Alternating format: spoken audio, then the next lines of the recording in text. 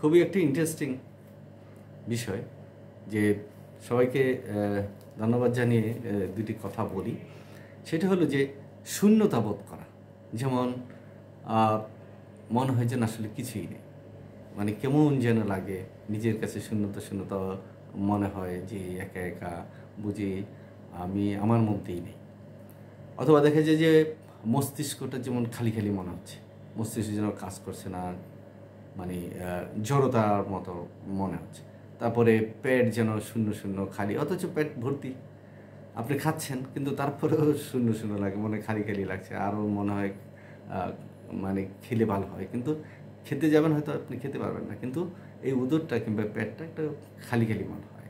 অন্ত্রেও একই অবস্থা, মানে খালি খালি মনে হয়। অন্ত্রে দেখা গেল যে ওখানে আপনার একটা অসহ্য মানে অস্বস্তি আপনাকে কাজ করছে।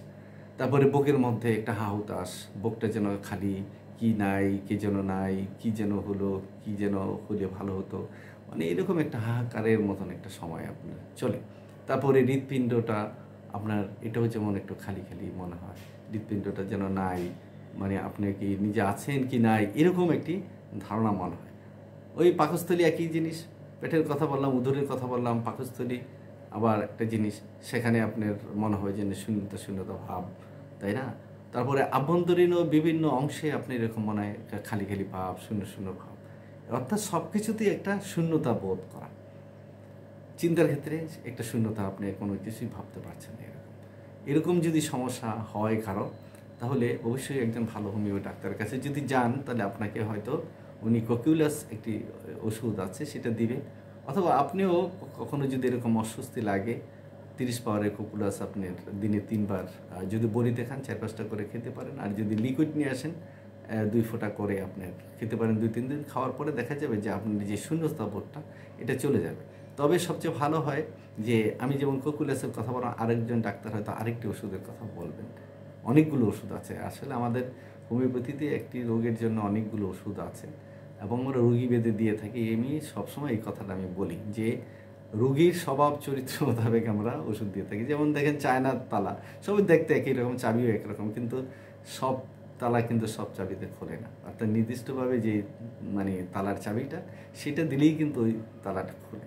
হোমিওপ্যাথিতে এরকমই, যে আপনার রোগ একই রকমের কিংবা ওষুধের কার্যকারিতা একই রকমের মনে হয়, কিন্তু আসলে নির্দিষ্ট ওষুধটা যদি সঠিক মতন মানে প্রয়োগ হয়, তাহলে ওই জ্বরটা খুলে যাবে, তাহলে আপনি সুস্থ বোধ করবেন। এই যে মাথা শূন্য, মস্তিষ্কে শূন্য শূন্যতা ভাব, বুকের মধ্যে শূন্য শূন্যতা ভাব, হৃৎপিণ্ডে শূন্য শূন্যতা ভাব, অর্থাৎ কিছুতেই একটা শূন্যতা মনে হয়, এইটা আপনার তখন চলে যাবে। এবং এটা মনে হয় অনেকের মধ্যেই মাঝে মাঝে আসে, তাই এগুলো অবহেলা করবেন না। এগুলি কিন্তু আসলে একটা গুরুতর সমস্যা, মানসিক সমস্যা, মানবিক সমস্যা, নিউরাল যে সমস্যা, স্নায়বিক সমস্যা। তো এগুলি খুব গুরুত্ব দেবেন, তাহলে জীবন অনেক সুন্দর। এবং কিন্তু জীবনকে কিন্তু আমরা যদি অবহেলা করি, তাহলে কিন্তু একবার যদি অসুস্থতায় পেয়ে বসে, তাহলে ডাক্তার, কবিরাজ আর হাসপাতালে ঘোরাঘুরি করতে গেলে পকেটে যাবে, আত্মীয় স্বজনের যে কষ্ট সেগুলো তারা করবে। তাই আপনারা সুস্থ এবং স্বাভাবিক জীবনযাপন করার জন্য অবশ্যই নিজের কেয়ারটা নিজে রাখবেন। স্বাস্থ্য সচেতনতায় 90% দেখা যায় যে একটা মানুষ সুস্থ থাকতে পারে। ধন্যবাদ, ভালো থাকবেন।